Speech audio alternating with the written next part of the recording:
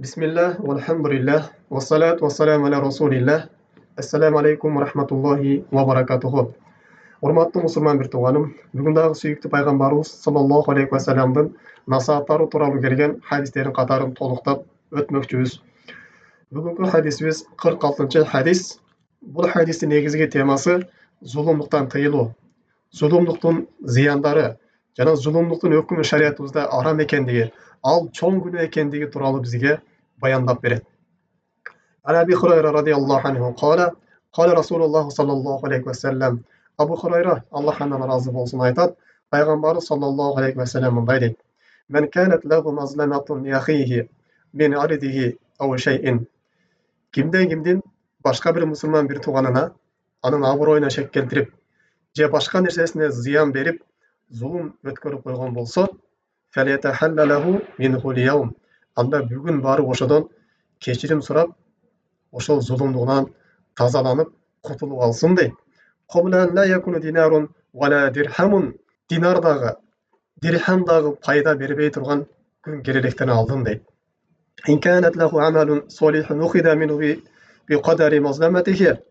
Эгерде ошол зулум берген адамдын соо иштери боло турган болсо, зулум көргөн адам канчалык даражада зулум көргөн болсо, мына ошонун өлчөмүн чалып, анын соопторунан алып калат дейт.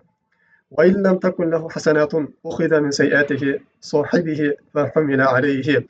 Эгерде зулум берген адамдын сооптору жок боло турган болсо, ана зулум көргөн кишинин күнөөлөрүн алып, зулум берген кишинин мойнуна жүктөп койгон күн келгенге чейин адамдар кимге зулум берген болсо, аны ошодон барып зулумдугунан кечирим сурап, ошол нерседен кутулуп алсын деп пайгамбар саллаллаху алейхи ва саллям бул хадисинде айтат.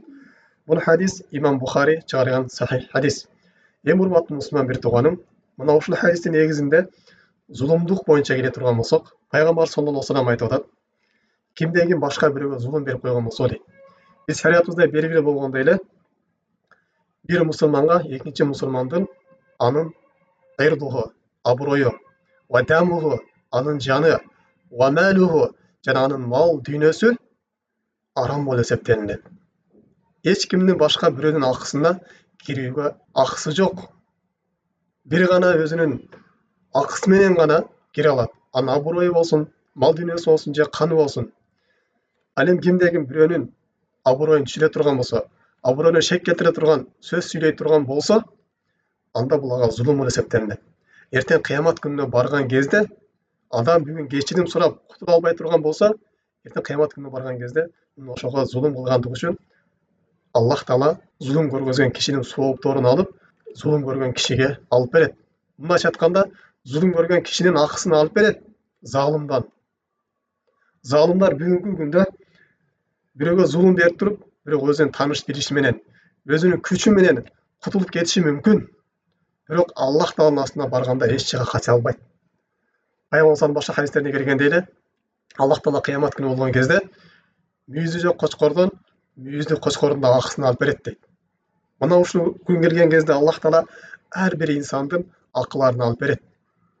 Аны гыйбат кылган болсун, анын мал дүйнөсүн тартып алган болсун, же аны өлтүргөн болсун, же анын денесине бир зыян берген болсун, бул акылдардын баарын Аллах Таала кыямат күнүндө ар бир пендеге алып берет.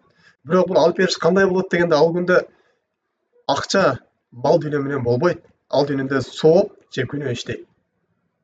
Эгерде сооптор боло турган болсо, соопторун ошого оодарып берет, канчалык даражада зулум көргөзгөн болсо. А эгерде сооптору болбой турган болсо, анда анын күнөөлөрүн алып, анын мойнуна жүктөйт. Пайгамбар саллаллаху алейхи айткандай эле башка хадистеринде пайгамбар бир күн сахабалардан мындай дейт: "Силер билесиңерби, манил муфлис" дейт. Банкрот адам деген ким билесиңерби дейт. Банкротко учураган адам ким силер билесиңерби деп пайгамбар бир күн сахабалардан сурайт. Ошондо сахабалары ар кимиси бул дүйнөдөгү ошол өзүнүн соодасы болбой калып, банкрот болуп отуруп калган адамдарды ушундай айтышат. Ошондо пайгамбар айтат: "Жок" дейт. Чыны банкрот адам дейт. Кыямат күнүндө менин үммөтүмдөн бир адам тоодой болгон сооп менен келет дейт. Бирок шатама хаза, ва сабба хаза, ва золама хаза. Бир адамды сөккөн, бирөөнү гыйбат кылган, бирөөгө зулумду кылган.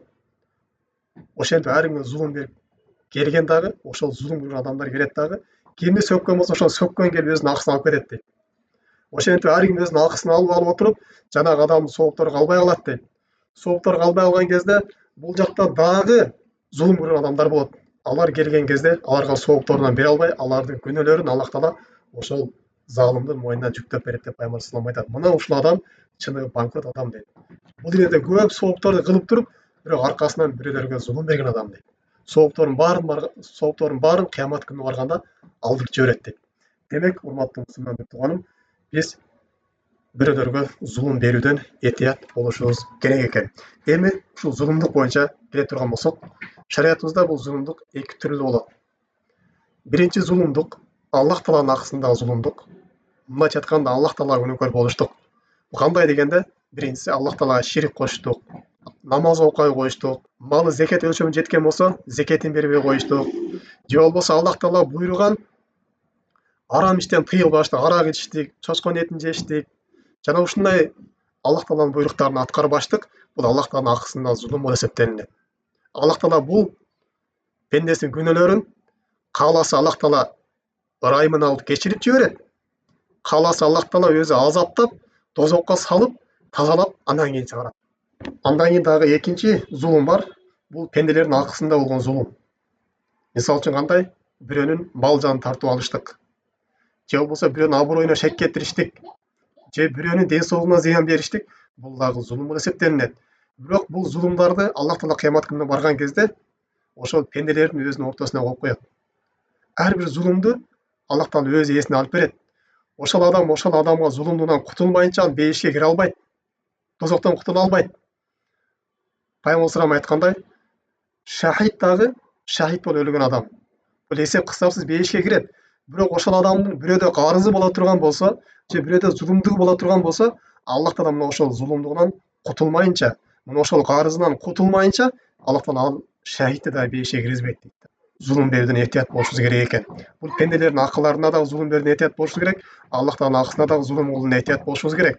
Анткени зулумдук бул инсандын жасаган соопторун күйгүзүп жиберет. Сооптор ушундай жасайт, кыямат күнүнө барган кезде ошол соопторун таппай калат. Ар кимге барып, кимге зулум берген болсо ошолорго алып барып, ар кимге ошол соопторун чачып берип коет. Эми зулумдук кандай дегенде бул зулумдук эркек кишинин үй бүлөдө аялдын акылары бар. Эгер ушул акыларын бербей турган болсо, бул дагы зулумдук. Өзүнүн бала чакасынын акылары бар.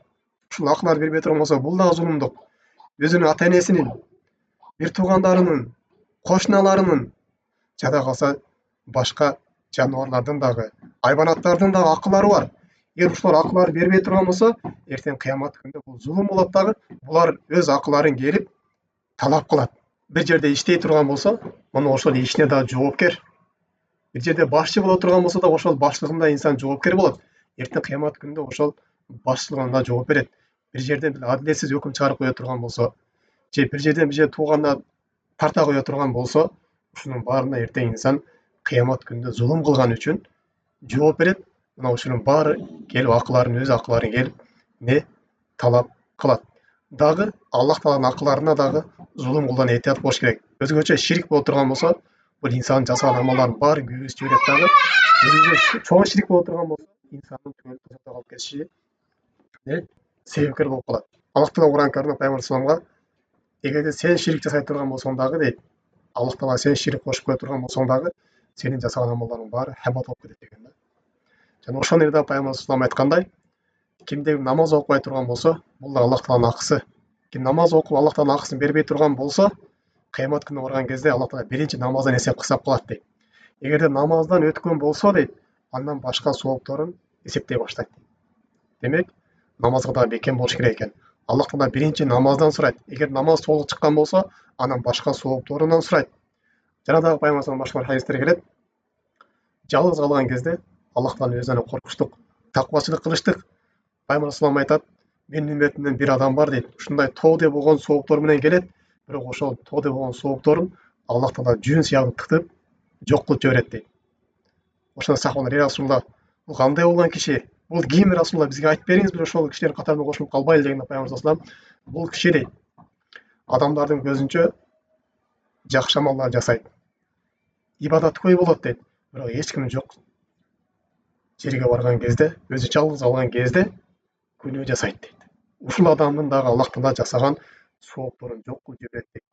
Демек, урматтуу мусулман бир тууганым, биз сооптуу иштерди жасагандан кийин мына ошол сооптуу амалдарды дагы сактап калууга биз аракет кылышыбыз керек. Бул соопторду жок кылып жиберчү амалдардын бири бул эмне экен? Зулум экен. Башка бирөөлөргө зулум бериштик экен. Башка бирөөлөрдүн акыларына кирип кетүү экен. Ошондуктан эртең кыямат күнүнүн боло эртен алдын биз зулумдардан баарынан кутулуп алышыбыз керек экен. Албетте тооба кылуунун шарттарынан бири бул эгерде башка адамдарга зыян берип кое турган болсо, ошол зыянынан барып кечирим сураштык. Башка бирөөнүн мал мүлкүн тартып ала турган болсо, же акысына кирип койгон болсо, барып ошол мал мүлкүн кайтарып бериштик мына ушул тообанын шарттарынан болуп эсептелинет. Бунсуз инсандын тообасы кабыл алынбайт. Эртең кыямат күнүнө барган кезде ошол пенделер дагы өз акысын сурайт.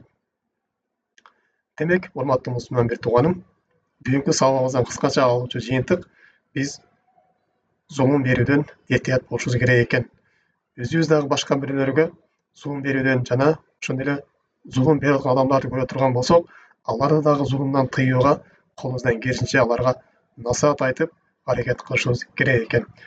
Бул зулумдукту бир эле чоңдор эмес, жада калса мектеп окуучулары дагы, жаш балдар дагы ол бешиктен төрөлгөндөн баштап кабырга жетейин деп калган чейин баарыбызга ошол зулумдукту билип, андан алыс болуп жашоо баарыбызга милдет болуп эсептелинет. Субханакаллахумма бихамдик, ашхаду ан ла иляха илля анта, астагфирука ва атубу илейк.